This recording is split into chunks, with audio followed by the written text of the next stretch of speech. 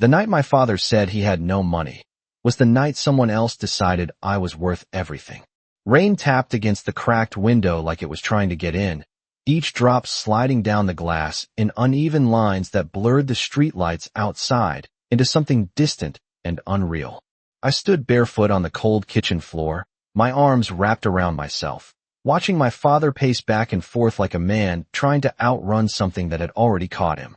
Robert Carter had always been loud, always full of excuses, always promising that things would get better next week, next month, next year. But tonight, he was quiet. Too quiet. His hands shook as he ran them through his graying hair, muttering numbers under his breath like they might rearrange themselves into something survivable. They said tonight, he whispered, not even looking at me. I thought I had more time. My chest tightened. Who said tonight?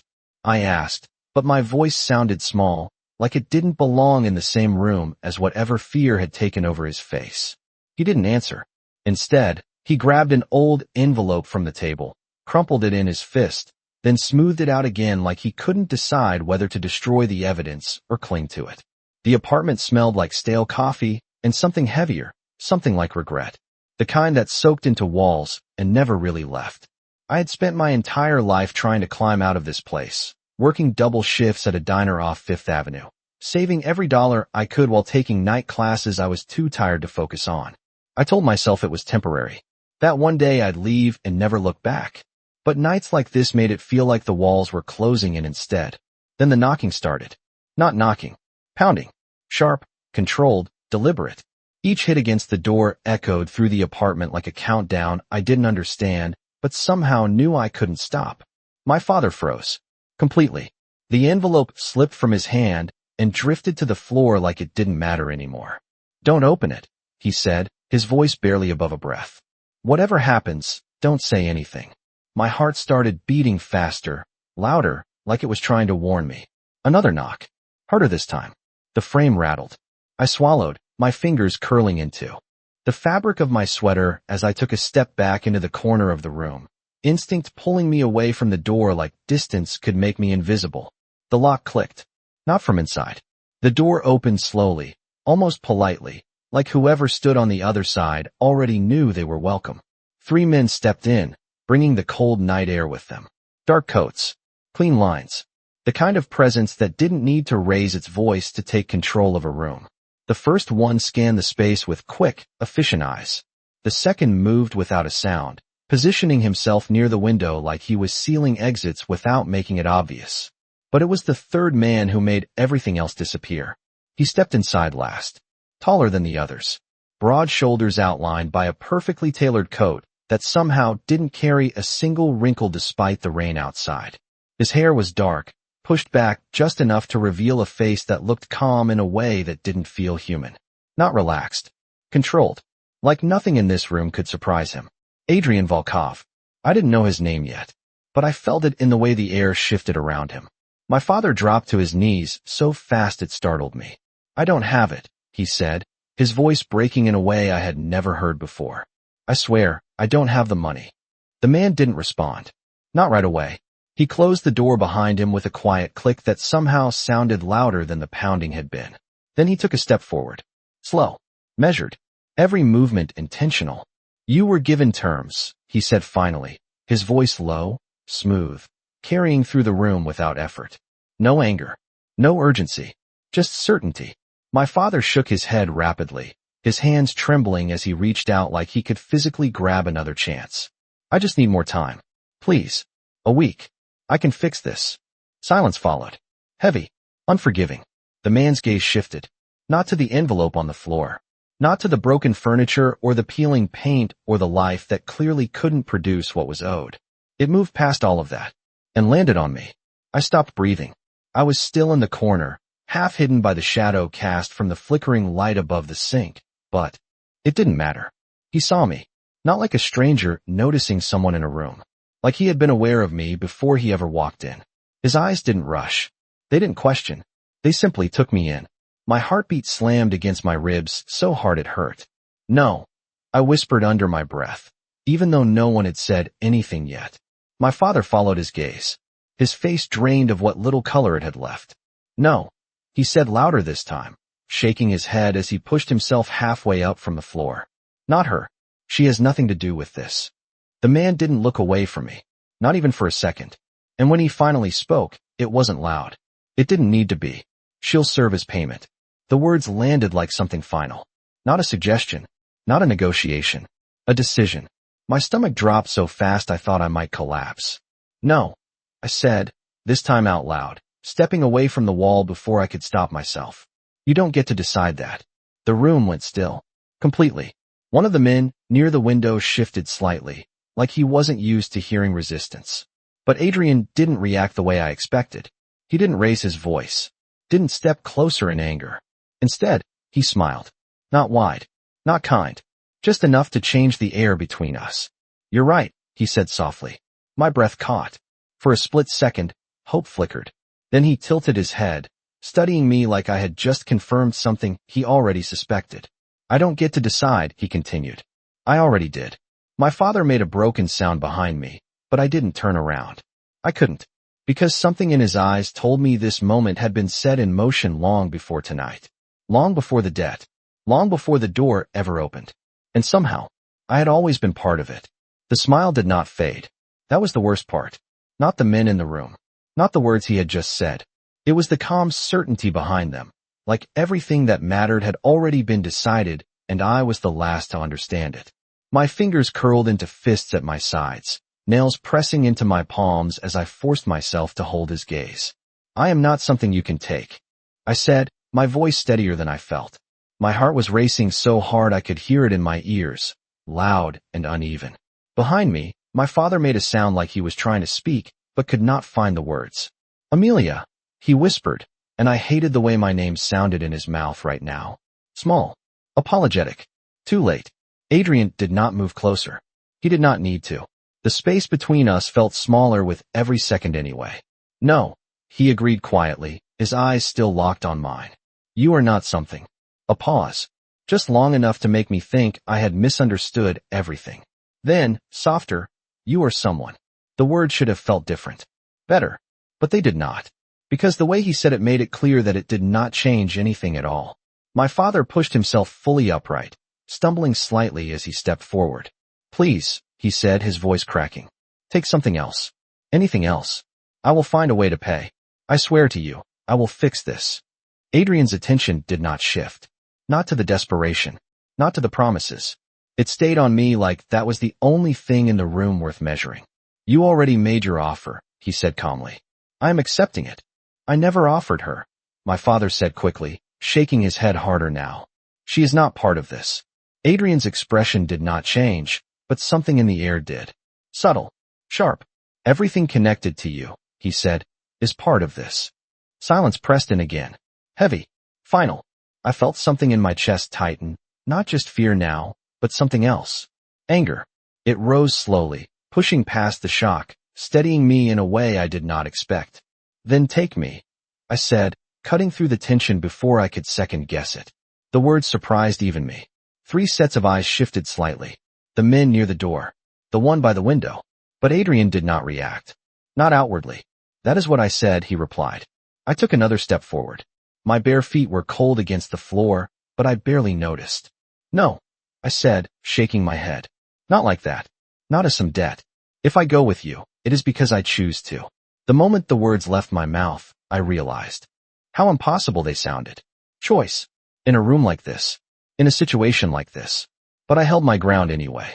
Adrian studied me more closely now. Not just looking. Assessing. Like I had shifted from something expected into something interesting. You believe you have that option, he said. It was not a question. I believe you do not own me. I shot back, my voice sharper now. For the first time, something flickered in his eyes. Not anger. Not irritation. Recognition. And something else I could not name. He took a single step closer. Not fast. Not threatening.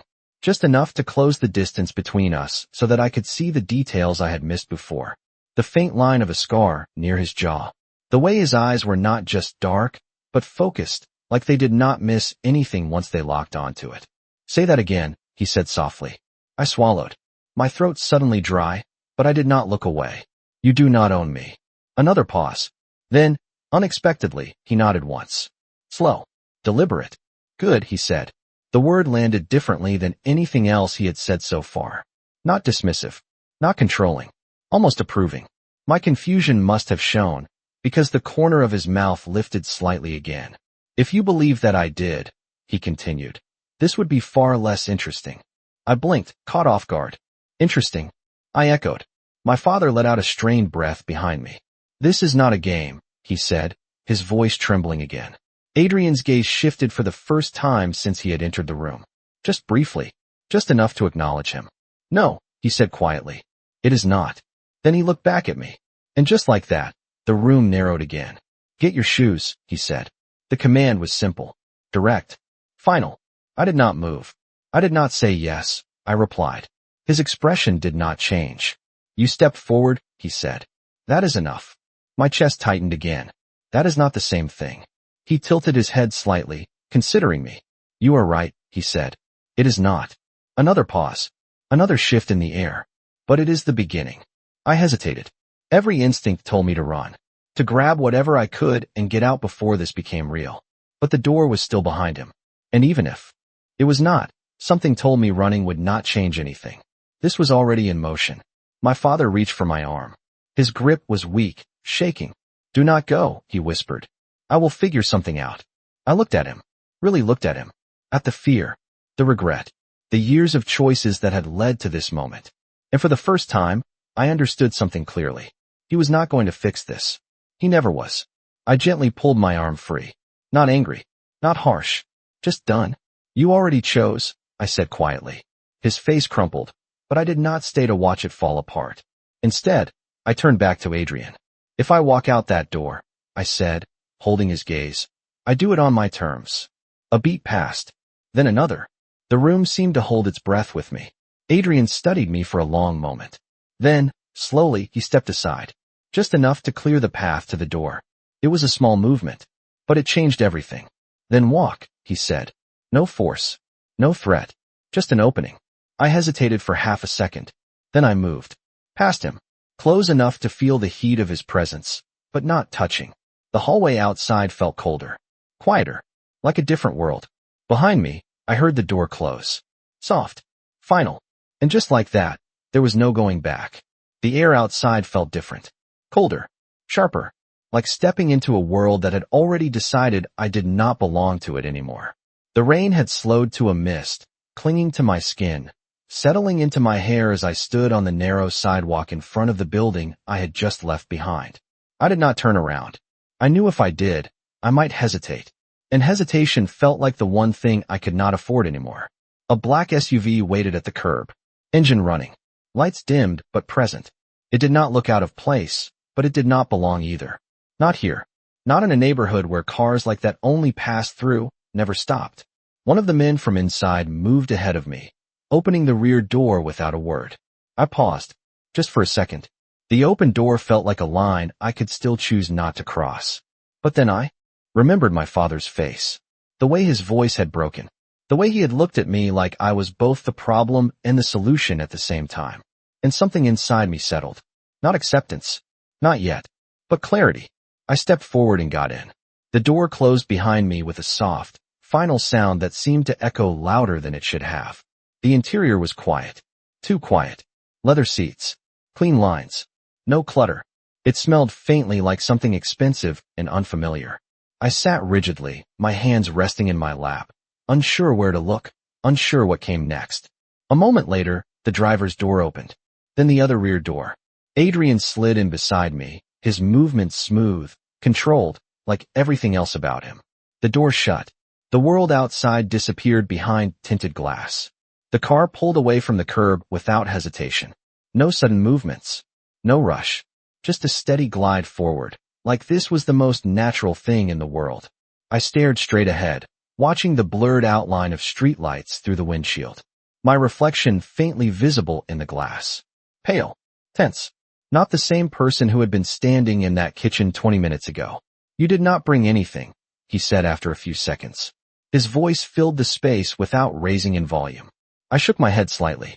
There was nothing to bring. He did not respond right away. I could feel his attention shift toward me, not intrusive, but present. Measured. That is rarely true, he said. I let out a small breath. It is for me. Silence settled again. Not uncomfortable. Just heavy. I turned my head slightly, glancing at him for the first time since we left. Up close, he looked exactly the same as he had inside. Composed. Untouched by any of it. Like stepping into my life had not required any adjustment at all. Where are we going? I asked. A simple question. One I realized I should have asked before I got into the car. He looked forward, his expression unreadable. Somewhere secure, he said. That is not an answer. It is the only one you need right now. My jaw tightened. You keep deciding what I need. He turned his head then, his eyes meeting mine again. Calm. Focused. No, he said quietly. I decide what I allow. The distinction landed heavier than I expected. I held his gaze, refusing to look away first. And what exactly do you think you are allowing? I asked. Another pause. Not long. Just enough to make the moment stretch. Time, he said. The word caught me off guard. Time for what? I asked. His eyes did not leave mine. For you to understand why you are here.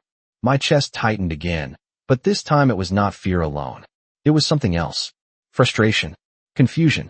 You said it already, I replied. A debt. Payment. That is why I am here. Something shifted in his expression then. Subtle. Barely noticeable. But I saw it. That is why you think you are here, he corrected. I frowned. What is that supposed to mean?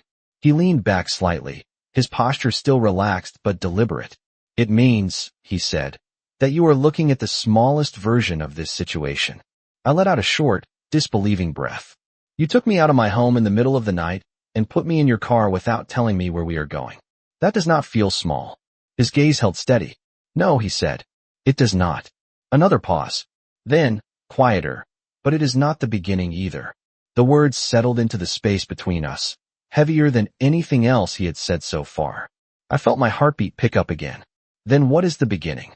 I asked. He did not answer immediately. The car turned onto a wider road, the city lights shifting, growing brighter, more distant at the same time.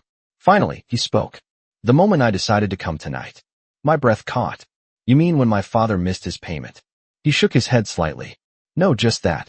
No explanation. No elaboration. I stared at him, trying to read something in his face, some hint of what he was not saying. But there was nothing obvious. Just that same controlled calm. Then when I pressed, his eyes moved back to the window, watching the passing lights for a second before returning to me. Before you ever knew I existed, he said.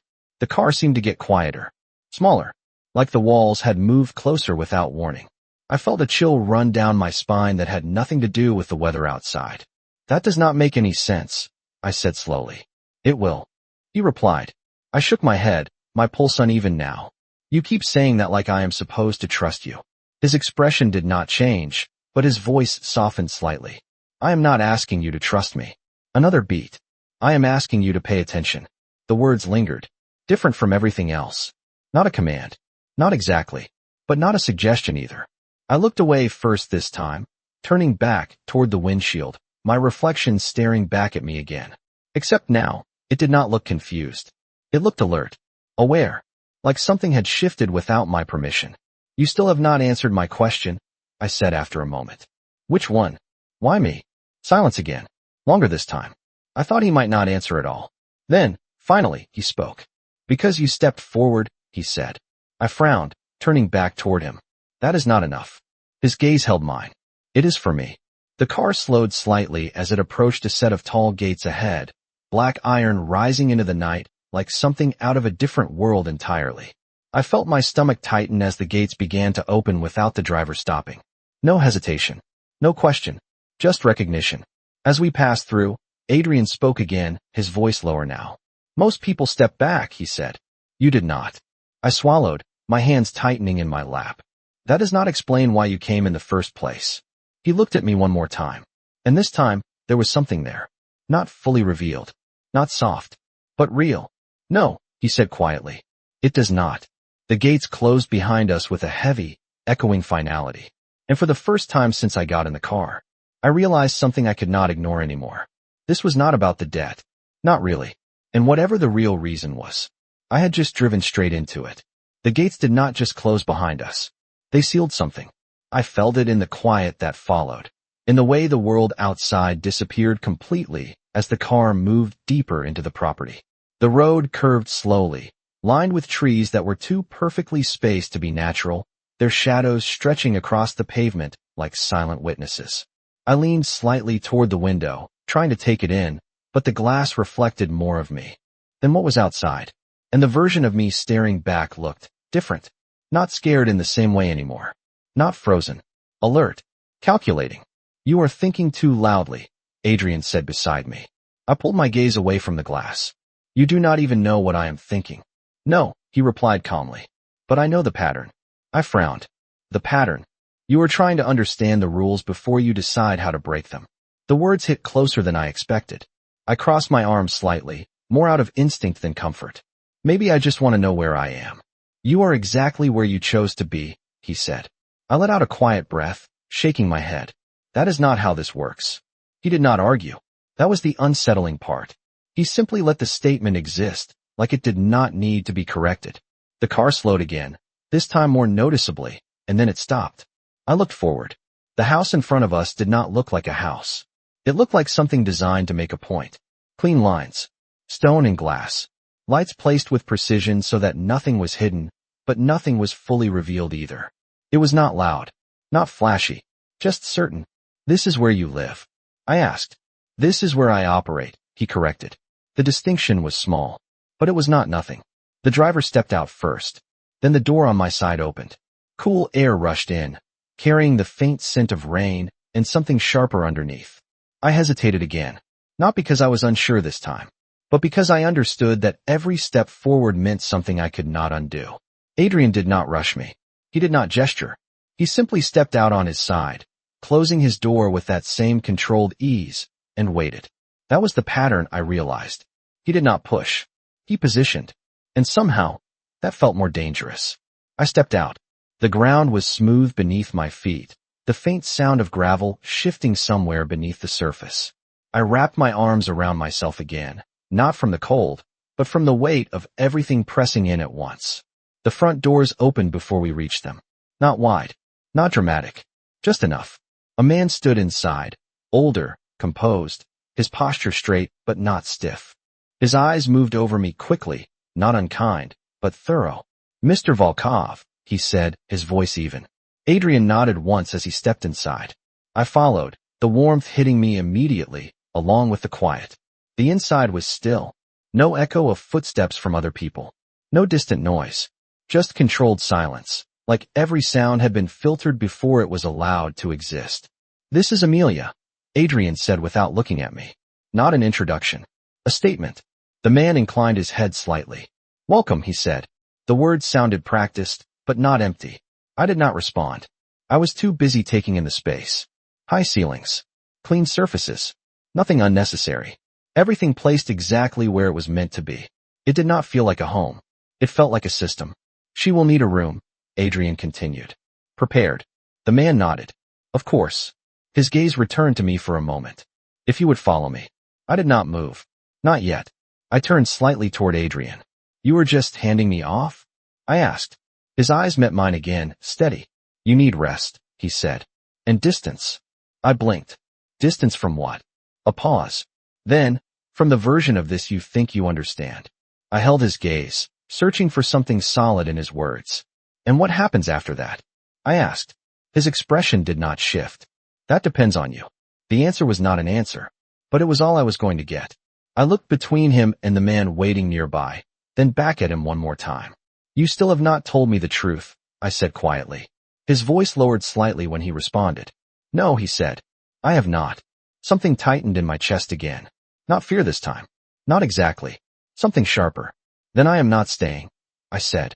The words came out before I could stop them. The room did not react. No one moved. Adrian did not step forward. Did not block the door. He simply looked at me. You can leave, he said. Just like that. My breath caught. Right now? I asked. Yes. I glanced toward the door. It was still open. Still unguarded. The path was there. Clear. Simple. My heart started beating faster again, but not the same way as before. This was different. This was a choice. I took a step. Toward the door. Then another. The air shifted slightly as I passed the threshold, the cool night brushing against my skin again. I could walk away. Right now? No one stopping me. No one chasing me. Freedom. But something felt off. I stopped. Just outside. Just far enough to leave. But not far enough to disappear. Slowly, I turned back. Adrian was still standing exactly where I left him. Watching. Not with expectation. Not with pressure. Just watching. You knew I would stop, I said. His voice was quiet when he answered. I hoped you would think. I took a breath, steadying myself. If I leave, I said slowly, none of this follows me. No, he said. It does not. Another pause. Then, softer, but the questions will. The words settled deep. Too deep. I felt it immediately. That pull. Not fear. Not obligation. Curiosity. Something unfinished. I stepped back inside. The door closed behind me without a sound. And this time, it felt like my decision. I looked at him, holding his gaze again. Then start talking, I said. A beat passed. Then, for the first time since I met him, Adrian Volkov did something different. He exhaled. Just slightly. As if something had shifted in his world too. Not tonight, he said. My jaw tightened. You do not get to keep doing that. His eyes did not waver. I do not rush things that matter. The words landed heavier than anything else he had said. And for the first time, I was not sure if I was trying to leave anymore. Or understand why I did not want to. The hallway felt longer than it should have. Each step echoed softly beneath my feet, the sound controlled, contained, like even noise had rules here. I followed the man in silence, my eyes tracing everything without letting it show too much. Doors spaced evenly, walls clean and undecorated except for a few pieces that looked expensive without trying to prove it. Nothing personal, nothing accidental, everything intentional. This way, he said, his voice calm, steady, like he had done this 100 times before. Maybe he had. I wondered how many people had walked this same path. How many had stayed? How many had left? And how many thought they had a choice? He stopped in front of a door and opened it smoothly. You may use this room, he said, stepping aside slightly. I hesitated for half a second before stepping inside. The room was larger than my entire apartment.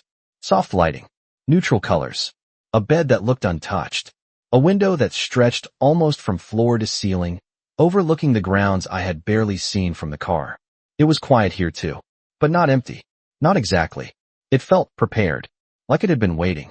If you need anything, he continued, someone will be available. I turned toward him. What is your name? I asked. He paused briefly, as if measuring whether it mattered. Daniel, he said. I nodded once. Amelia.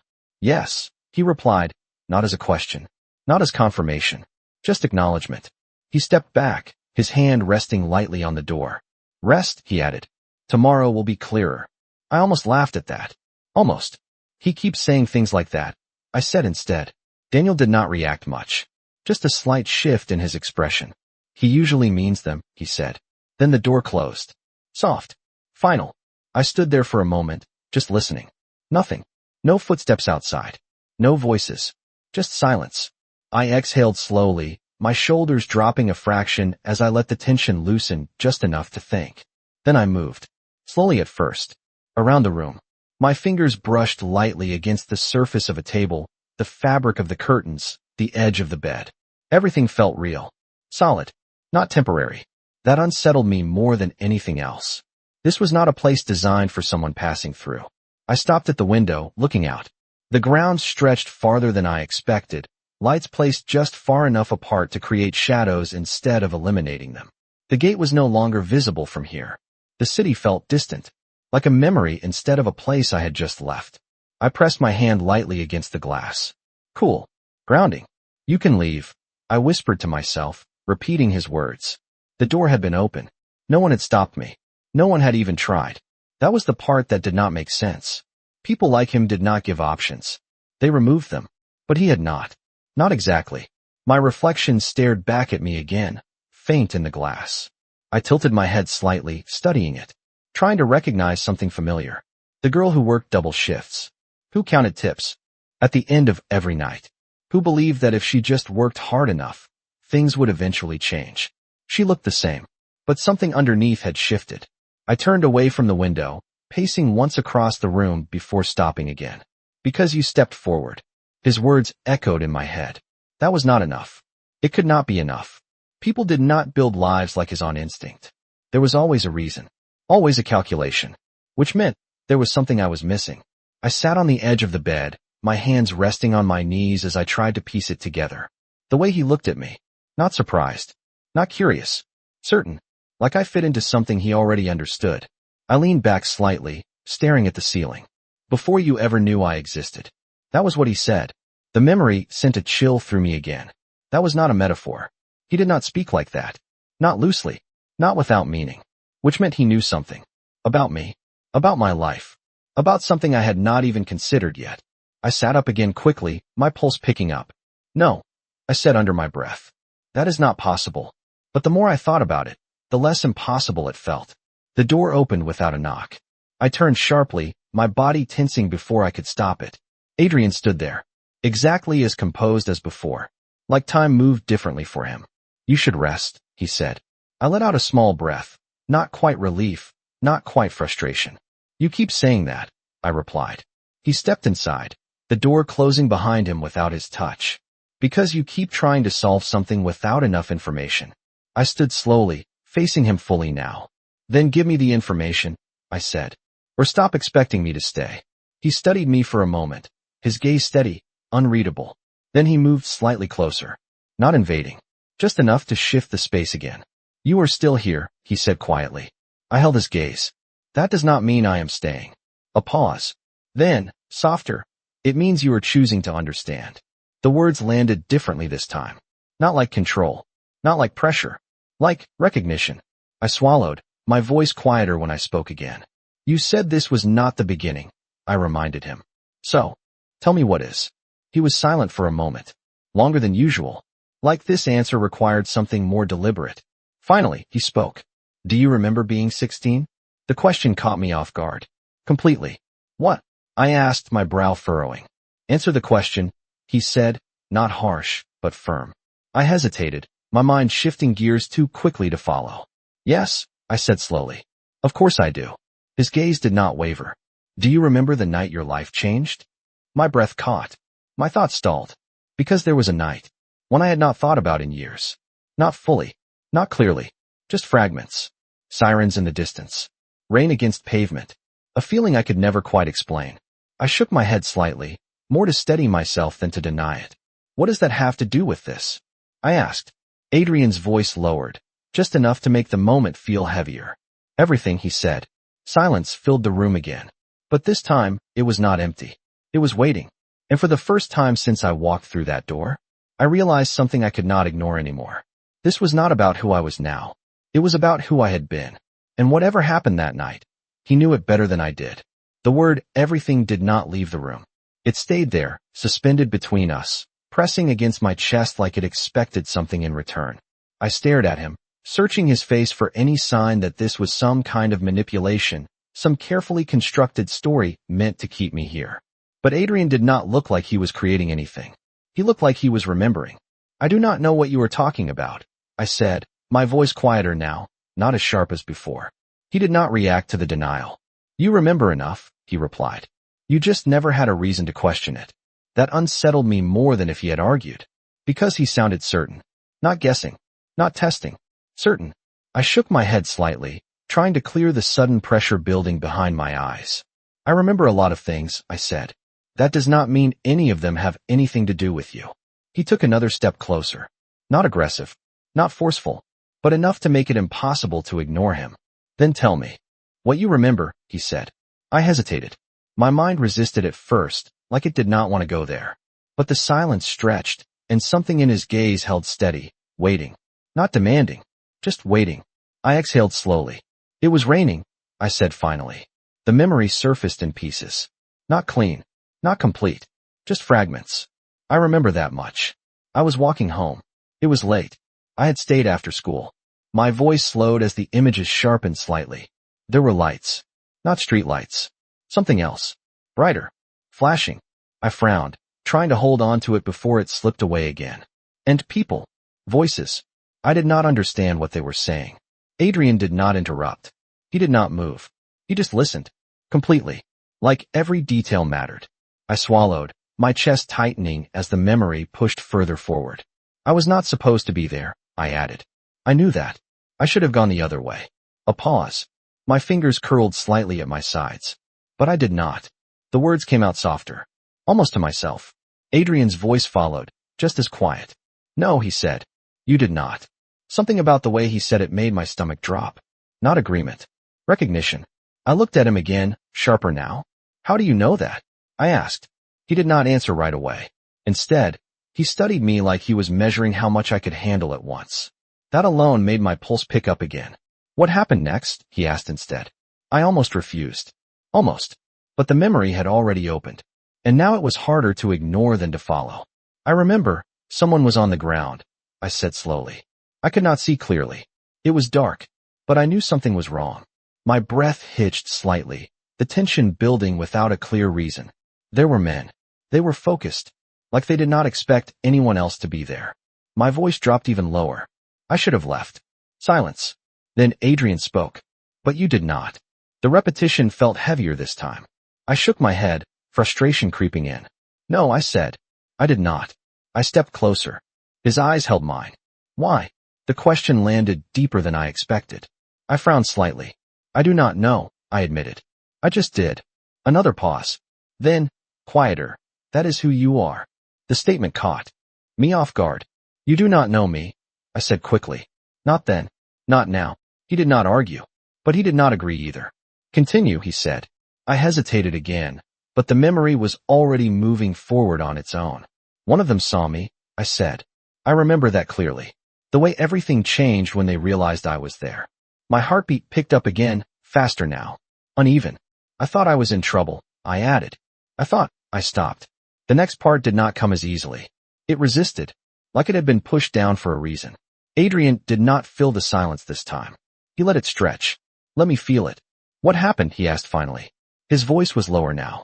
Not pushing. Not soft. Just steady. I closed my eyes briefly, trying to force the memory into focus.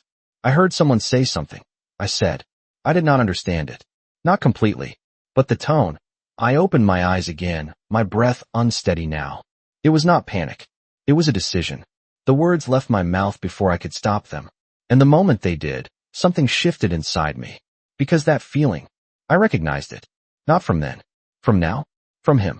I looked at Adrian again, my chest tightening. Why does this feel the same? I asked. He did not hesitate this time. Because it is, he said. Silence crashed into the room. Heavy. Final. My pulse thundered in my ears, the connection forming faster than I could process it. You were there? I said slowly. Not a question. Not really. His gaze did not waver. Yes. The words settled into me like something irreversible. I took a step back without meaning to, my mind racing now, trying to align everything at once. No, I said, shaking my head. That does not make sense. I would remember you. His expression remained calm. You did not see me, he said. Not clearly. My breath came faster now, the pieces colliding. Then how do you know all of this? I demanded. This time, he stepped closer again, not closing the distance completely. Just enough. Because you changed something that night, he said. The words hit harder than anything else. I was 16, I said. I did not change anything. His eyes held mine, unwavering. You stepped forward, he repeated. The same words. But now, they meant something else. Something bigger. Something I did not understand yet. That is not enough, I said again. But my voice lacked the certainty it had before. Adrian's voice lowered, just enough to make the moment feel heavier. It was enough for me, he said. Silence followed. But this time, it was not waiting. It was confirming. And for the first time since I walked into his world, I realized something that made my chest tighten in a completely different way. He did not choose me tonight. He chose me years ago. I just did not know it until now. The room felt smaller after that. Not because the walls moved, but because the space between us had changed. I stared at him, trying to separate what I remembered from what he was telling me, but the two were starting to blur together in a way that made it hard to breathe. You were saying you have been what? Watching me? I asked, my voice tighter now, more controlled, but only barely. Adrian did not answer immediately. That pause again. Always that pause. Like he chose every word only after deciding exactly what it would cost. No, he said finally. Not watching. I let out a short breath, something between relief and disbelief. That is supposed to make it better? He held my gaze. It should make it more accurate. My jaw tightened. Then explain it, I said. Because right now, it sounds like you decided something about me years ago and just waited. He did not deny it. That was the part that made something inside me twist. I do not wait, he said calmly. I prepare. The word landed differently. Not passive. Not idle. Intentional. I shook my head, taking a step back, needing space even if it was only a few feet. That does not make sense, I said. People do not build plans around strangers they met once in the dark. You are not a stranger, he said. The certainty in his voice cut through everything else. I frowned, frustration rising again. I did not even see you. No, he agreed. But I saw you. Silence pressed in again, heavier now. I crossed my arms, more to ground myself than anything else. So what? I said. You saw a teenager in the wrong place at the wrong time. That does not explain this. He took a slow step toward me, closing the distance just enough to shift the balance again. You stepped towards something most people avoid, he said. That matters. It should not matter this much. I shot back. His eyes did not leave mine. It did, he said. The words were simple, but they carried weight. Too much weight. I let out a breath, turning slightly away from him, running a hand through my hair as I tried to organize everything that did not fit. You are leaving something out, I said. There is more to this. Yes, he said. No hesitation. No denial. Just confirmation. I turned back to him quickly. Then say it. Another pause. But this one felt different. Not calculated. Measured. Like he was deciding how much to reveal, not whether to reveal it at all. You were not supposed to be there, he said. You already said that. I replied, my patience thinning. No, he corrected quietly. You were not supposed to be there because that location was not random. The words slowed everything down. My thoughts. My breathing. The room itself. What do you mean? I asked, my voice lower now. That night was not an accident, he said. Nothing about it was. My chest tightened again, but this time it was different. Deeper. I was walking home, I said. It was just a street. There was nothing special about it. To you, he said. Yes. Silence stretched again, but now it felt like something was forming inside it. Something I was not ready to name yet. So what are you saying? I asked slowly. That I just wandered into something I was not supposed to see? He watched me carefully, his expression still controlled, but his eyes sharper now. Yes, he said. And no. I let out a quiet, frustrated breath. You are doing that again. Because you are not asking the right question, he replied. That stopped me. Just enough. I frowned slightly. Then what is the right question? He stepped closer again. Not invading. Not forcing. Just enough to make it impossible to ignore the answer when it came. Why did you choose that street? He asked. The question hit harder than I expected. Because I did not have an answer. Not a real one. It was faster, I said automatically.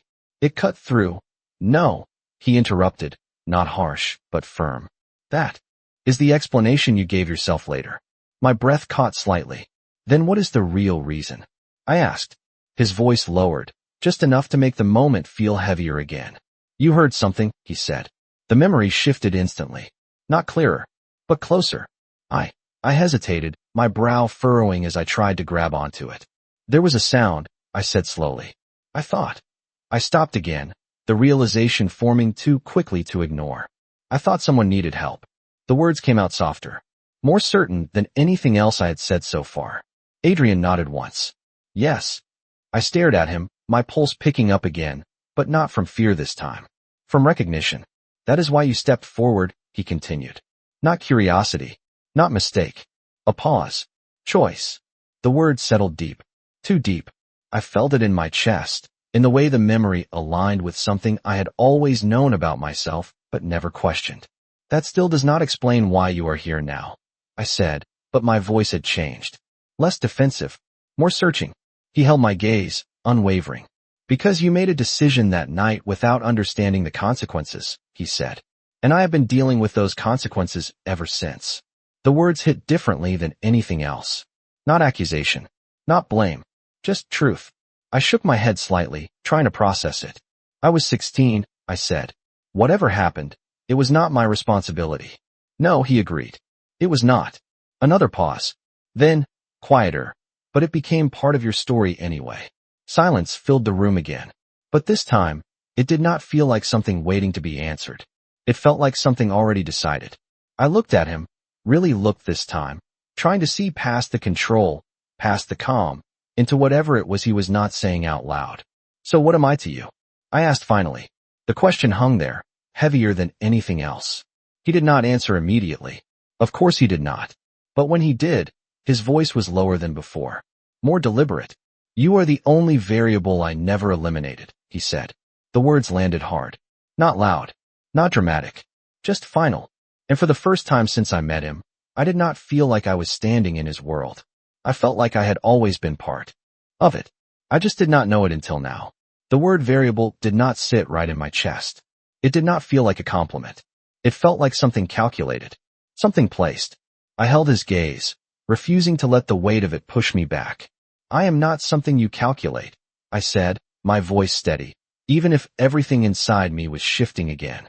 Adrian did not react the way I expected. No correction. No contradiction. Just that same stillness. No, he said quietly. You are not. A pause. Then, more deliberate. That is why you remain. The answer did not settle anything. It made it worse. You keep saying things like that, I said, shaking my head slightly. Like I am part of something I never agreed to. His eyes did not leave mine. You agreed the moment you stepped forward, he replied. The words landed harder than before. Not because they were new. Because they were starting to connect. I took a breath, slower this time, forcing my thoughts to line up instead of scatter. Then explain it clearly, I said. No riddles. No half answers. What changed that night? Silence followed. Not empty. Not waiting. Heavy. Like the answer had always been there, and I was only now asking the right question. Adrian took a step closer, not closing the distance completely, but enough that I could feel the shift again. The control. The presence. The gravity of it. That night, he said slowly, was the first time something happened that I did not predict. The statement caught me off guard. Completely. You? I asked, disbelief slipping through before I could stop it. You did not predict something? His expression did not change, but there was something different in his eyes now. Not uncertainty. Not weakness. Just honesty. No, he said. I frowned slightly, trying to understand. So I walked into a situation you were controlling, I said. And that changed something for you. Yes. The answer came without hesitation. I let out a breath, my mind racing again, but this time more focused. That still does not explain why I matter now, I said. Years later. He studied me for a moment, like he was deciding how much to give me at once. Then, finally, he spoke again. Because you did not react the way you were supposed to. The words settled slowly. Supposed to? I repeated. He nodded once. Most people leave, he said. Or freeze. Or look for someone else to act. A pause. You did not. I crossed my arms slightly, grounding myself again. You already said that, I replied. You keep repeating it like it is something rare. It is, he said. No emphasis. No explanation. Just certainty. I held his gaze, searching for something deeper beneath the words. So what? I asked. You saw a teenager make a decision. That does not explain why you are still thinking about it years later. This time, he did not answer immediately. And that pause, it felt different again. Not calculated. Not controlled. Like he was stepping into something he did not usually say out loud. Because it changed the outcome, he said finally. My breath caught. What outcome? I asked, quieter now. He did not look away. Mine. The word landed harder than anything else he had said so far. I felt it immediately. The shift. The weight. The implication. That does not make sense, I said, but my voice lacked conviction now. I was just there. No, he said. You were not just there. He took another step closer, closing the space just enough that I could not ignore the intensity behind his words anymore. You forced a decision that would not have been made otherwise, he continued. You changed the timing. The sequence. The result. Each word landed with precision. Not dramatic. Not exaggerated. Just exact. I shook my head slightly, my pulse uneven now. I did not do anything, I said. I did not even understand what was happening. Exactly, he said. That stopped me. Completely. I blinked, trying to catch up. What does that mean? I asked. His voice lowered slightly. It means you acted without calculation, he said. Without fear guiding you. Without understanding the consequences. A pause. Then, quieter. That is not something I see often. The room felt different again. Not smaller. Not larger. Just shifted. I swallowed, my voice softer when I spoke again. So you have been what? thinking about that moment ever since. He did not deny it. He did not soften it either. Yes. The honesty in that single word unsettled me more than anything else. I looked away for a second, trying to process it, trying to understand what that meant for me. For him. For everything that had led to tonight. That is not normal, I said quietly. No, he agreed. I let out a small breath, almost a laugh, but not quite. At least we agree on something. He did not respond to that. Instead, he watched me, his expression still controlled, but his attention sharper now. Like he was waiting for something. Not from the situation. From me. I looked back at him, meeting his gaze again. So why now? I asked. If this mattered so much, why not find me years ago? The question hung there, heavier than I expected. Because now, I needed the answer. Adrian did not look away. But this time, something in his expression shifted. Subtle, but real. Because you were not ready, he said. I frowned. Ready for what? A pause. Then, steady. To understand what you changed. The words settled into me slowly. Not sharp. Not immediate. But deep. I felt it in my chest. In the way everything from the past few minutes started aligning in a way that was harder to ignore. And now I am. I asked. His gaze held mine, unwavering.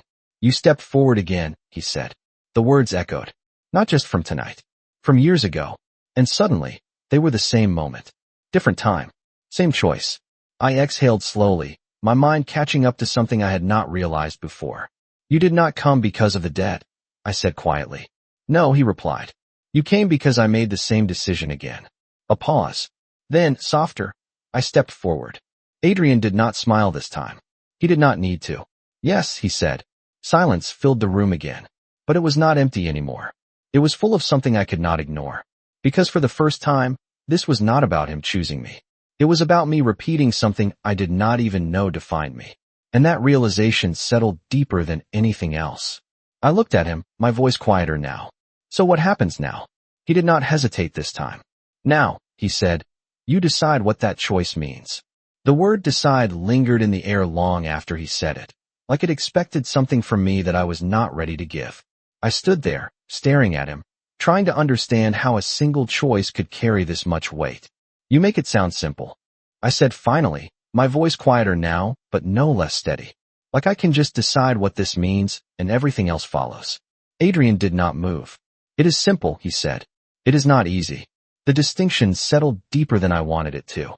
I let out a slow breath, my thoughts moving faster now, connecting pieces that had felt separate only minutes ago. If I leave, I said, then none of this matters to you anymore? He watched me carefully, not judging, not pushing, just observing. It will still matter, he said, but it will not involve you. That answer should have been enough. It should have given me an exit, a clean one. But instead, it made something tighten in my chest again. You are lying, I said quietly. He did not react. No, he replied. I shook my head slightly. You spent years thinking about a moment I barely remembered, I said. You do not just walk away from that. His gaze did not waver.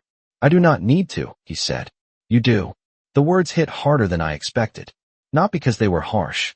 Because they were true in a way I did not want to admit yet. I looked away for a second, pacing once across the room before stopping again near the window. The glass reflected me again, but this time I barely noticed it. My focus was somewhere else. On the space between what I knew and what I was starting to understand. You said I changed something, I said slowly. That I affected the outcome. He remained silent, letting me continue. So what happens if I make a different choice now? I turned back toward him. Does that change something again? His answer came without hesitation. Yes. The certainty in his voice sent a quiet shock through me. So this is not just about the past, I said. It is about what happens next. It always was, he replied. Silence settled again, but this time it felt different. Not heavy, not waiting, focused, like everything had narrowed down to this moment. I took a breath, slower now, more controlled. Then let me ask you something, I said. If I had not stepped forward that night, would any of this exist? Adrian's gaze held mine, steady as ever. No, he said. The simplicity of the answer made it heavier. Final. I nodded slightly, more to myself than to him. And if I walk away now? I asked. Does it all go back to what it was? A pause. Not long, but enough to matter. No, he said again. My chest tightened at that. Why not? I asked. His voice lowered slightly, not softer, but more deliberate. Because you already stepped into it, he said. You cannot unknow what you know now. The truth of that settled deep. There was no going back to before this conversation, before this night, before him. Even if I walked out that door, something had already shifted, something permanent. I let out a quiet breath, my fingers uncurling slightly at my sides. So those are my options, I said. Leave and carry it with me, or stay and face it directly. He did not respond. He did not need to. I was saying it out loud now, making it real. I walked a few steps closer to him, not fully closing the distance, but enough to feel the shift again. The awareness, the tension. And what happens if I stay? I asked. His eyes did not leave mine. Then you learn the full consequence of your choice, he said. I frowned slightly. That still sounds like your version of control. It is not control, he replied. It is access. The word caught me off guard. Access to what? I asked. A pause. Then, the truth. The room went still again. Completely. I held his gaze, searching for any sign that this was something less than what it sounded like. But there was nothing. Just that same certainty. That same calm. I swallowed, my voice quieter now. And if I do not like the truth? His answer came just as steady. Then you leave. No threat. No condition. Just a line. Clear and defined. I let out a small breath. Something in me settling even as everything else remained uncertain. You really think I am going to stay? I said. Not a question. Not exactly. He studied me for a moment, then shook his head slightly. I think you already decided, he said. The words echoed. Not just from now. From before. From every moment that had led here. I felt it then. The same pull. The same instinct that had made me step forward years ago. Not logical. Not safe. But undeniable. I took one more. Step closer, closing the distance fully this time. Not afraid. Not hesitant. Just certain in a way I did not fully understand yet. Then stop talking about it like it is my decision alone, I said quietly. Because you made one too. Adrian did not move. But something in his expression shifted. Subtle. Real. Yes, he said. Silence followed. But it was not empty. It was shared. I held his gaze, my voice steady when I spoke again. So we are both here because we stepped forward, I said. He nodded once. Yes. I let out a slow breath, the weight of everything settling into something clearer now. Not simple. Not easy. But clearer. Then I am not leaving, I said. The words came out without hesitation. No second guessing. No fear attached to them anymore. Just decision. Adrian did not smile. He did not react in any obvious way. But his voice, when he spoke, carried something different. Something quieter. I know, he said. And for the first time since this started, it did not feel like he was telling me what I would do. It felt like he had been waiting for me to say it myself. The moment I said I was not leaving, something settled in the room that had not been there before. Not tension. Not uncertainty. Something quieter. More precise. Like a line had been drawn, and for the first time, I knew exactly which side I was standing on. Adrian did not move right away. He just watched me, his gaze steady, measuring something I could not see but could feel. Then we begin, he said. The words were simple, but they carried weight. Not dramatic. Not overwhelming. Just inevitable. I exhaled slowly, my shoulders lowering slightly as the decision settled into something real. Begin what? I asked. He turned slightly, gesturing toward the door. Understanding, he replied. I frowned, following him as he stepped out into the hallway again. The space felt different now. Not unfamiliar. Not exactly. But no longer something I was just passing through. I was part of it now, whether I understood it or not. My footsteps were quieter this time as I walked beside him. Not because I was trying to be silent. Because I was paying attention. To everything. The layout. The distance between doors. The way the lighting shifted subtly from one section to another. It was not random. Nothing here was. You built all of this, I said, breaking the silence as we turned a corner. He did not look at me. No, he said. I structured it. That answer felt consistent. There is a difference? I asked.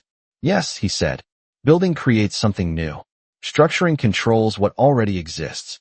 I absorbed that quietly, letting it settle. It explained more than just the house. It explained him. We stopped in front of another door, larger than the others, darker in color. He opened it without hesitation. Inside, he said. I stepped in. The room was different from the others. Not a bedroom. Not a hallway. Something else entirely. A study, maybe, but not the kind filled with clutter or personal items. This was organized. Minimal. Every object placed with intention. A large desk. Shelves lined with files. Screens embedded into the wall, dark for now, but clearly functional. This was where decisions happened. I could feel it immediately. Adrian stepped in behind me, the door closing softly. You said I changed something, I said, turning to face him again. So show me. He studied me for a moment, then walked past me toward the desk. He did not rush. He never rushed. Every movement had purpose. He pressed something on the surface, and one of the screens came to life. Light filled the room, soft but sharp enough to draw my attention immediately. That night, he said, his voice steady, was part of an operation. The word sent a quiet chill through me. Not fear. Recognition. You were there for a reason, I said slowly. Yes. I stepped closer, my eyes moving to the screen. It displayed a map. Streets. Intersections. Markers placed with precision. One of them pulsed faintly. That is where you were, he said, indicating a specific point. I stared at it, the memory aligning instantly. The turn. The street. The place I should not have been. And this, he continued, pointing to another marker nearby, is where I was. My breath slowed slightly as I followed the distance between them. Not far. Closer than I expected. You said I did not see you, I said. You did not, he replied. But I saw you before you reached that point. I turned toward him slightly. So you knew I was there? Yes. The answer came without hesitation. Something tightened in my chest again. Then why did you not stop me? I asked. His gaze held mine. Because I did not expect you to continue. The honesty in that answer settled deep. I looked back at the screen, tracing the path in my mind. But I did, I said quietly. Yes. A pause. Then, and that changed everything. I swallowed, my eyes still fixed on the map. How? He moved closer, standing beside me now, his presence steady but not overwhelming. Timing, he said. Decisions are based on variables. Predictable ones. He gestured slightly toward the screen. You were not predictable. The words felt familiar now. Not confusing. Not distant. Just true in a way I was starting to understand. So what happened? I asked. He did not answer immediately. Instead, he reached for something on the desk. A file. Thin. Precise. He opened it and placed it in front of me. I hesitated for a second before looking down. Documents. Notes. Times. Movements. Structured. Controlled. And then, a break in the pattern. A shift. My eyes moved across the page, catching the moment where everything changed. The timing adjusted. The sequence altered. Not drastically, but enough. This is when you stepped forward, he said. I felt it immediately. That point. That moment. The one I barely remembered. But he had recorded it. Measured it. Understood it. And this, he continued, pointing to another line, is where the outcome changed. I looked up at him, my chest tightening again. Because of me. Not a question. His gaze did not waver. Yes. Silence filled the room again. But this time, it was not heavy. It was clear. I looked back at the file, at the precision of it, at the way my presence had shifted something in a system designed to avoid exactly that. You kept this, I said quietly. Yes. For years. Yes. I let out a slow breath, my fingers brushing lightly against the edge of the page. So this is what I am to you, I said. A variable in your system. Adrian did not answer right away. I felt him step slightly closer, not invading, just present. No, he said finally. I looked up at him again. Then what? I asked. This time, the pause was longer. Not calculated. Not distant. Something else. Something real. You are the moment my system failed, he said. The words settled deeper then. Anything else? Not cold. Not analytical. Honest. I held his gaze, the weight of it sinking in. And you have been trying to fix it ever since, I said. He shook his head slightly. No, he replied. A pause. Then, quieter. I have been trying to understand it. Silence followed. But it was not empty anymore. It was filled with something I could not ignore. Because for the first time, I was not looking at his world from the outside. I was looking at the one place where it broke. And realizing, I was the reason it did. Understanding it. The phrase stayed with me long after he said it, echoing in the quiet space between us like something unfinished. I looked down at the file again, at the precise lines, the calculated structure, the moment where everything shifted because of me. Not intentionally. Not strategically. Just because I stepped forward. You built your world on control, I said slowly, my fingers tracing the edge of the paper without really seeing it anymore. And I broke it without even knowing it existed. Adrian did not correct me. That alone felt like confirmation. I lifted my gaze back to him, something sharper settling into place inside me. So what happens now? I asked. You finally understand it, and then what? You fix it. His expression did not change, but something in his eyes did. Subtle, almost unnoticeable, but real. No, he said. I do not fix what is not broken. The answer caught me off guard. You just said I was the moment your system failed, I replied. That sounds broken to me. He stepped closer, not enough to crowd me, just enough to shift the space again. It failed to predict, he said. Not to function. I frowned slightly, trying to follow the distinction. So you were saying your system still worked, even though I changed the outcome? Yes. A pause. Then, quieter, it adapted. The words settled differently. Less rigid. Less absolute. I let out a slow breath, turning slightly away from him again as I tried to process it. And where do I fit into that? I asked. Am I just another variable now? He did not answer immediately. That pause again. But this one felt heavier. More deliberate. Like the answer mattered in a way the others had not. No, he said finally. I turned back to him, my eyes narrowing slightly. Then what? I asked. His gaze held mine, steady as ever. You are the reason it changed. The words landed deeper than I expected. Not cold. Not analytical. Something else. Something I could not fully define yet. I shook my head slightly, trying to push back against the weight of it. That does not make sense, I said. Systems do not change because of one person. This one did, he replied. No hesitation. No doubt. Just certainty. Silence filled the room again, but this time it was different. Not heavy. Not tense. Just real. I took a step back, creating space I was not sure I needed but could not ignore. You keep saying things like that?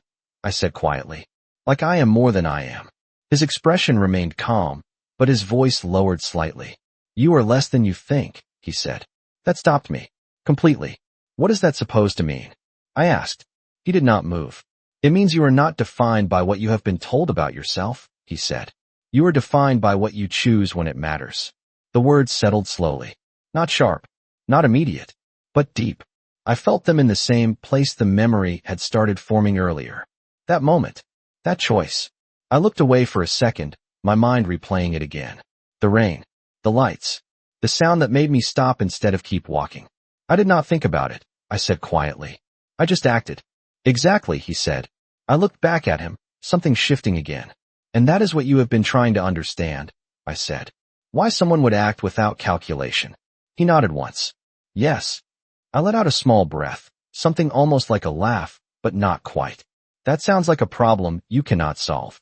His gaze did not waver. No, he said. It is not a problem. A pause. Then, softer, it is a factor I have not accounted for. I held his gaze, the words settling into something clearer now. And now you think you can, I said. He did not answer. That was answer enough. I shook my head slightly, a new kind of understanding forming beneath everything else. That is why you brought me here, I said. Not because of the debt. Not even because of the past. I took a step closer, matching the distance he had set earlier. Because you want to see if it happens again. His eyes did not leave mine. Yes. The honesty of it hit harder than anything else. Not hidden. Not softened. Just direct. I felt my chest tighten again, but not from fear. From clarity. So this is a test, I said. No, he replied. It is an observation. I let out a breath, shaking my head slightly. That is the same thing. No, he said again. A test expects a result. An observation allows one. The distinction landed deeper than I expected. I stood there for a moment, letting it settle, letting everything align in a way it had not before. Then I spoke again. And what if I do not do what you expect? I asked. His answer came without hesitation. Then I learned something I do not know yet. I stared at him, the weight of that answer pressing into something I could not ignore. You are not trying to control this, I said slowly. You are trying to understand it. Yes. Silence followed. But it was not empty anymore. It was full of something I was starting to recognize. Not as his world. Not as mine. Something in between. I looked down at the file one more time, at the moment where everything shifted because I made a choice without thinking about it. Then I looked back at him. And what if I do understand it? I asked. His gaze held mine, steady and certain. Then you decide what to do with it, he said. The words felt familiar now. Not distant. Not confusing. Just true. I took a slow breath, something settling into place inside me that had not been there before. Not fear. Not confusion. Direction. Then I am not your variable, I said quietly. His expression did not change. No, he agreed. I held his gaze, my voice steady. I am your unknown. A pause. Then, for the first time since this began, something in his eyes shifted in a way I could not ignore. Not surprise. Not uncertainty. Recognition. Yes, he said. And this time, it did not feel like he had been waiting for me to catch up. It felt like we had finally reached the same place at the same time. Unknown. The word did not feel unstable anymore. It felt precise. Defined. In a way that made everything else around it shift into place. I stood there, holding his gaze, aware of the silence stretching between us, but no longer needing to fill it. For the first time since I stepped into this house, I was not reacting. I was choosing. Adrian did not move, but something in his posture changed. Not relaxed. Not guarded. Balanced. Like he was no longer waiting for an answer. He had already received it. Then we stopped looking at the past. I said finally, my voice steady, grounded in something new. And we start with what is in front of us. A pause. Then he nodded once. Yes. The simplicity of it made it heavier. I glanced back at the file on the desk, at the moment frozen in time where everything had shifted because of a decision I barely remembered making. You built your system to predict outcomes, I said, turning slightly toward the screen again. To eliminate risk. Yes. And I represent the part you cannot predict. Yes. I let out a small breath, something settling deeper into my chest. Then the problem is not me, I said. It is how you are looking at it. That caught his attention. Not dramatically, not visibly to anyone else. But I felt it. The shift. He stepped closer, just enough. Explain, he said. I turned fully toward him now, the distance between us no longer something I measured the same way. You are trying to understand why I made that choice, I said.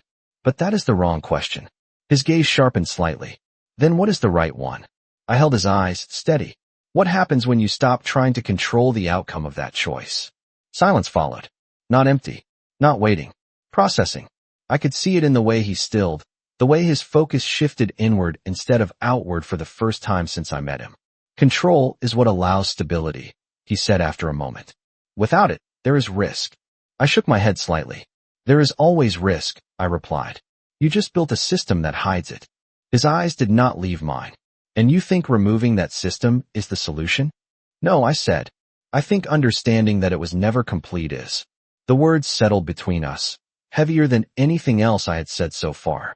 Because this was not about his world anymore. Not entirely. It was about how I saw it, how I chose to interact with it. He studied me for a long moment, longer than before, like he was recalibrating something he had relied on for too long. You are suggesting I accept unpredictability, he said. I am suggesting you stop treating it like a failure, I replied. A pause. Then, quieter. It is the only reason you noticed me at all. That landed. I saw it. Not in a reaction. In the absence of one. He did not deny it. He did not correct it. He let it exist. Which meant it was true. I took a slow step closer, closing the space between us again, but this time it did not feel like tension. It felt like alignment. If everything had gone exactly the way you planned that night, I continued, you would not be standing here right now. His gaze held mine, unwavering. No, he said. I nodded slightly. So maybe the thing you have been trying to understand is not a disruption, I said. Maybe it is the only part of your system that actually works. Silence followed. But this time, it was different. Not heavy, not sharp, expansive, like something had opened instead of closed. Adrian's posture shifted slightly, not visibly to anyone else, but enough that I could feel it. The control was still there, but it was no longer rigid. You are redefining the premise, he said. I am removing the limitation, I replied. Another pause. Then he asked, and what does that change? I held his gaze, steady. Everything, I said. The word did not feel exaggerated. It felt exact, because it was not about one moment anymore, or one decision. It was about how every decision after that would be seen, measured, understood. I turned slightly, glancing back at the screen, at the map, at the structure he had built to make sense of a world that did not always follow rules. Then I looked back at him. You do not need to understand why I stepped forward, I said. You need to understand what happens when I do. His eyes remained locked on mine. And what happens? He asked. I took a breath, not to steady myself, but to ground what I was about to say. Things change, I said simply. A pause. Then, quieter, including you. The words settled into the space between us, not as a challenge, not as a threat, but as a fact neither of us could ignore anymore. Adrian did not respond immediately, but something in his expression shifted. Not loss of control, not uncertainty, recognition. That is already happening, he said. I nodded once. Yes. Silence followed again, but it was no longer something to fill. It was something to stand in. Together. I stepped back slightly, not retreating, just creating space for the next part of this to exist. So now what? I asked. He did not hesitate this time. Now, he said, we see what you changed next. The words should have felt like a continuation of what he had been doing. Observing, measuring, understanding. But they did not. Because this time, it did not feel like I was being watched. It felt like I was being invited. And that changed everything. The invitation did not feel like a trap. That was what unsettled me the most. Not the house. Not the past. Not even him. It was the fact that for the first time, I was standing inside something that did not feel like it was closing around me. It felt open. I looked at him, really looked this time, not at the control or the precision or the world he had built, but at the space he was allowing now. You are not used to this, I said quietly. It was not an accusation. It was an observation. Adrian did not deny it. No, he said. I nodded slightly, the confirmation settling into something steady inside me. Good, I replied. The word surprised even me. But it felt right. Because this was not about fitting into his world the way it was. It was about what happened when something new entered it. I turned away from the desk, from the file, from the version of me that had been defined by a moment I did not understand until now. I walked toward the window instead, the glass reflecting both of us faintly, two figures standing in a space that was no longer controlled the way it had been before. You spent years trying to understand one decision, I said, my voice calm, grounded. But you were looking at it like it was isolated. I turned my head slightly, just enough to know he was still there, still listening. It was not, I continued. It was a pattern. Silence followed. Not resistance. Not rejection. Consideration. Explain, he said. I faced the window fully now, my eyes on the reflection instead of the darkness outside. I did not step forward just that night, I said. I have done it my whole life. The realization came as I said it, not before. Clear. Undeniable. At the diner. At school. With my father. A pause. I step into things I am not supposed to ignore. The words settled deeper than anything else. Because they were not about him. They were about me. Adrian's voice came from behind me, quieter now. And you believe that is what matters. I turned back toward him, meeting his gaze without hesitation. I know it is, I said. A beat passed. Then, steadier. You saw it once. I have lived it. That changed something. I felt it immediately. Not in the room. In him. Subtle. But real. Then this is not about a single moment, he said. No, I replied. It is about who I am. Silence followed again. But this time, it was not something waiting to be filled. It was something understood. I stepped closer, not closing the distance fully, but enough to shift the space again. And you, I said, holding his gaze, are trying to figure out what happens when someone like me enters a world like yours. He did not correct me. He did not redirect it. Yes, he said. The honesty did not feel sharp anymore. It felt aligned. I nodded once, something settling fully into place now. Then you are asking the wrong question, I said. His eyes narrowed slightly, not in resistance, but in focus. Then what is the right one? I held his gaze, steady, certain. Not what I change, I said. What you do when it happens. The words landed deeper than anything else. Because this time, it was not about me being the unknown. It was about him facing it. Truly. For the first time. Adrian did not respond immediately. But I saw it. The shift. Not in control. In perspective. And what do you expect me to do? He asked finally. The question was different from the others. Not testing. Not measuring. Real. I took a breath, not to steady myself, but to make sure the answer came from the same place everything else had. Clear. Unfiltered. Stop trying to predict it, I said, and decide if you are willing to let it change you. The words settled into the room like something final. Not dramatic. Not overwhelming. Just true. Silence followed. But it was not empty. It was full of something neither of us had stepped into before. Adrian's gaze held mine, unwavering, but something beneath it had shifted. Not control. Not certainty. Something deeper. Choice. You are asking me to accept uncertainty, he said. I am asking you to recognize it was always there, I replied. A pause. Then, quieter. You just built something strong enough to ignore it. That landed. I knew it did. Not because he reacted. Because he did not. Because he let it exist without pushing back against it. I stepped back slightly, giving the moment space to breathe. To settle. So this is where it changes, I said. Not because of what happened before, but because of what happens next. He watched me, not as an observer now, but as someone standing inside the same moment. The same decision. And what happens next? He asked. I held his gaze, my voice steady, grounded in something that no longer felt uncertain. We stop treating this like something that needs to be understood, I said, and we start treating it like something that needs to be lived. The words hung there, simple but absolute. Adrian did not move, but something in him did. I could feel it. The shift from observation to participation, from distance to presence. That is not how I operate, he said. I know, I replied. A pause. Then, softer, that is why it matters. Silence followed. But this time, it was not something to break. It was something to step into. Together. He took a single step closer. Not closing the distance completely. Just enough. And if I do? He asked. The question was quiet. But it carried more weight than anything else he had said. I did not hesitate. Then everything changes, I said. A pause. Then, just as quiet. Including you. The room held that moment. Not as tension. Not as uncertainty. As possibility. And for the first time, I understood something I had not seen before. This was never about him taking me as payment.